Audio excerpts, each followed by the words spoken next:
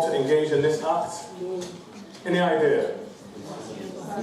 When someone is just about to give their last breath, they quickly call on the pastor to somehow say some magical words and maybe we can squeeze them into the kingdom. Doesn't really work that way, fortunately. It's almost like the Catholic last rites, by somehow we can get them down by saying some special prayer or some special combination of words. But this isn't a prayer about the dead, this is a prayer about the living. So when you're afflicted now and you've still got breath to breathe, your mind is still with you, that's when you call us to pray. That's when you invite the oil to come and anoint you. God is still in the healing business in 2015. He's active in our lives this very day. He's not a God of the past. He's not a God of the well, he's a God of the past, but he's a God of the present to work with us in our problems here and now. He's not an absent God that just got the world running and let it spin off and we're just somehow working with it. He's a God that is alive and living in our lives today. How do I know? I've heard some wonderful and fantastic stories about the power of God, and I'll share them with you. In Italy, there was a young lady, young girl aged 9-10. She was born with, she got afflicted with polio when she was young and it withered away her legs. So she couldn't walk. But she loved Jesus and she wanted to be baptized. She said to her parents, please, I want to be baptized. No, you're too young, no, you're too sick, or we can't do that. And she pleaded and pleaded and pleaded. Eventually, they had Bible studies, they went through the process, and now this was the day of the baptism. Elders came, 3-4 of them, they gently picked her up carefully, put her in the water, they said the prayer, they gently lowered her down, they picked her back up, and she said, let me go. They let her go, and she walked out of the water with her legs fixed. This happened 2013, 2014 in Italy. I've seen the pictures. I've met the person that saw this situation firsthand. God is still working in our generation. In India, a young boy was born with his eyes, I'm not sure what the official term is for cross-eyed is, I'm not sure what the digital, but his eyes weren't quite right, and the pastors were there, the members called the pastors together to pray, and it was awkward, you see, because if you call the pastors together to pray and there's a whole situation and many people around, you've got the shame factor that this may not work, and you're not quite sure how to pray. So as pastors, we pray this default prayer that, Lord, we know you can heal, because you've done many things in the past, and according to your will, if you feel appropriate somehow in the mystical timeline, then maybe you will heal them, but if not, we'll give you the honor and praise. And very often, we pray that way. Why? To save us the shame in case nothing happened. Now, these guys were in a huge congregation, and they had to pray a prayer. I mean, ever been in a place where you have to pray a proper prayer? Ever been there? You have to pray a proper prayer.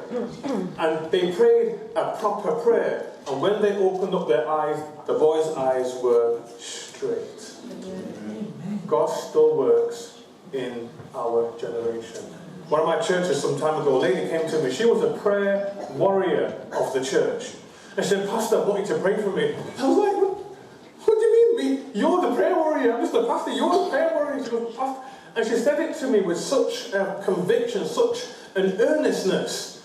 And I thought, I will pray for you. And her faith encouraged my faith, which increased her faith, which encouraged my faith, which increased her faith, and the cycle went. I laid a prayer for her. She was having some difficulties with her son. I prayed for the son. Next week she came to me beaming and smiling. Pastor, thank you for your prayer. God answered your prayer. And every time I see her, she shakes me with that unspoken knowingness of thanksgiving. And I'm thinking, why is she shaking my hand like this? Because I've completely forgotten what the incident is. God answers prayers. Amen. Perhaps the challenge is that we limit God.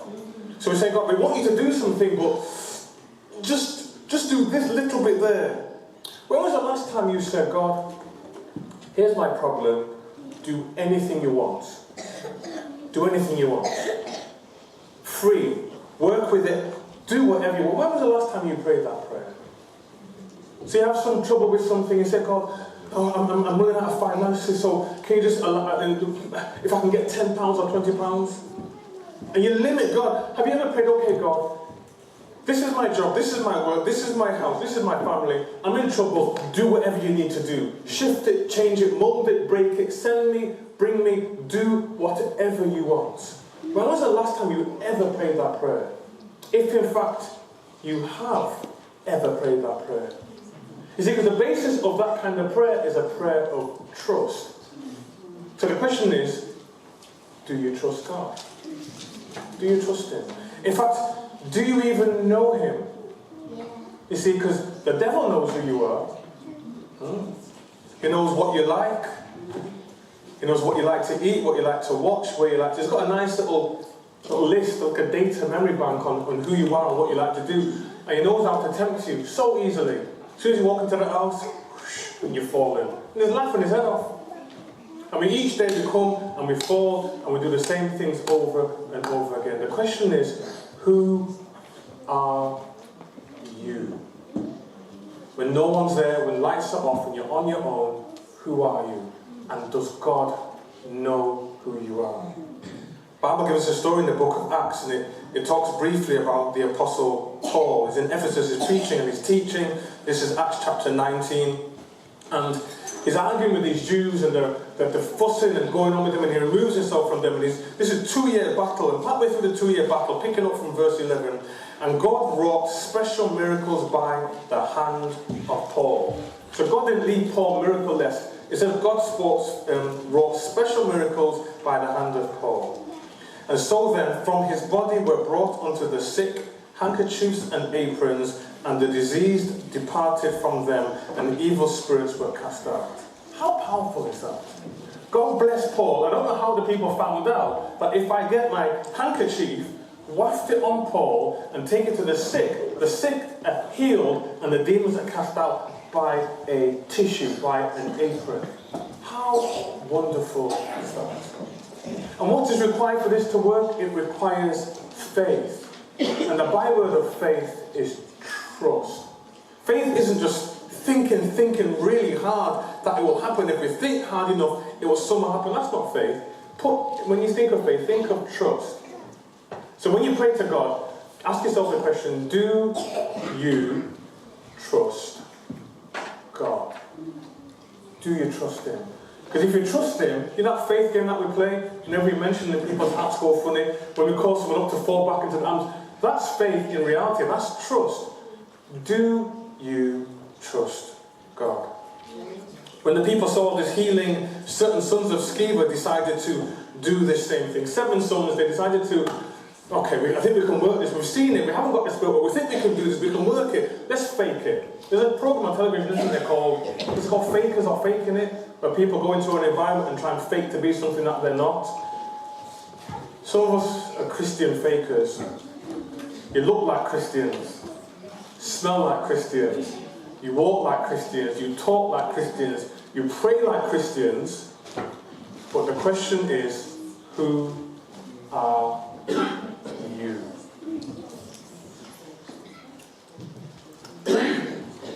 These guys go to the demons. This is verse 15 or verse 14. And the 7 sons of Sceva and the Jews and the chief priests which did so, and the evil spirits, so they went to cast out them. In fact, let me just go back. It says, there are certain vagabonds, Jews, exorcists, took upon to call over to them, which had evil spirits, the name of the Lord, saying, listen carefully, we adjure you by the name of Jesus, whom Paul preacheth. So they're casting out a demon in the name of somebody who they don't know. And this is what the demon said. Jesus, I know.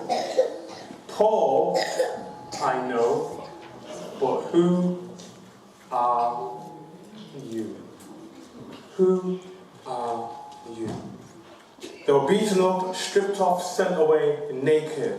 But their shame did something great for that city. That story was noised abroad and people came to faith. So I'm not wishing to imply for one moment that I wish to be beaten up and sent away naked in order for you to be saved. I prefer that not to be the case. But if it is, then so let it be. Today, we're going to pray for one another. God still answers prayers in 2000 2015. Story is told, this is a true story, of a man, I've forgotten which particular place in Africa it was. He was working with a group of individuals, and he was been working with them for years, and nothing was happening. He got fed up and he said to God, you know what, I'm not going to do this anymore. This is the end of it. I'm not going to help them anymore. God showed him in a vision to go one more time. He went one more time. And as they got to the village, they realized that a leopard had broken into the compound and eaten one of their cattle, and the villagers were angry. So they took their spears and stuff and said, right, we're going to go and find this leopard and kill it. So the man, the missionary said, well, is it okay if I go? He said, yeah, you can come with us. So they went searching and they found the leopard in a tree. So they all got in a big circle and surrounded the tree and walked closer and closer with their spears to kill this leopard. The leopard saw them, jumped down after the tree and attacked them. And all these guys ran off and left the missionary by himself, who had no spear. The leopard slashed him, cut open his face, and the guy says he don't know what happened to him, but the Spirit of God came on him, almost in the way that Samson did. He picked up the leopard with his bare hands and strangled it and killed it, and then he fell down the floor as if he was dead. The villagers couldn't believe what happened. They collected the leopard, dragged him behind into the village.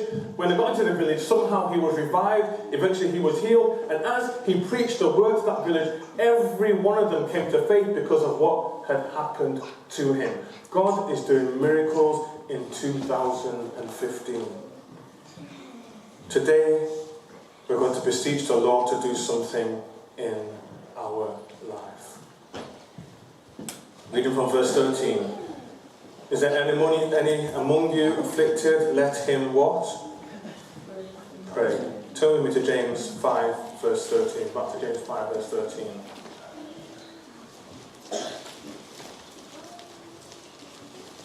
James 5:13. Is any among you afflicted? Let him. You haven't found it yet. You got it? Read with me. Is any among you afflicted? Let him pray. Is any merry? Let him sing. Is any sick among you? Let them call the elders of the church and let them pray over him, anointing him with oil in the name of the what? Lord. And the prayer of the faithful shall save the sick, and the Lord shall raise him up, and if he commits sins, they shall be forgiven. Verse 16, confess your what? Faults one to another, and what? Pray one for another, that ye may be healed. The effective fervent prayer of a righteous man availeth much. Today we have prayed. We're going to pray some more now, and we're going to anoint. What's going to happen now is we're going to invite Pastor Chikera to come forward. I'm going to ask him to pray and anoint myself and the elders, Elder Bailies, to come forward. And then we're going to come down with oil. I'm going to invite you, as the Spirit moves, to come up and we'll pray for you. If there's anything specific you want us to pray for, mention it. If not, then we'll just pray for you generally. But if you want something specific on your heart, then tell us. We'll touch oil, we'll lay it on your head, and we will pray for you, anointing our head with oil, as the Bible says, our cup runneth over. So we're going to come down, we're going to come down to be amongst you. We're going to let Pastor pray and anoint us, and then we'll repeat this process for you. The process for it working is faith and also the confession of sin. So if you have aught against somebody, then don't come up, because you're going to bring condemnation on yourself.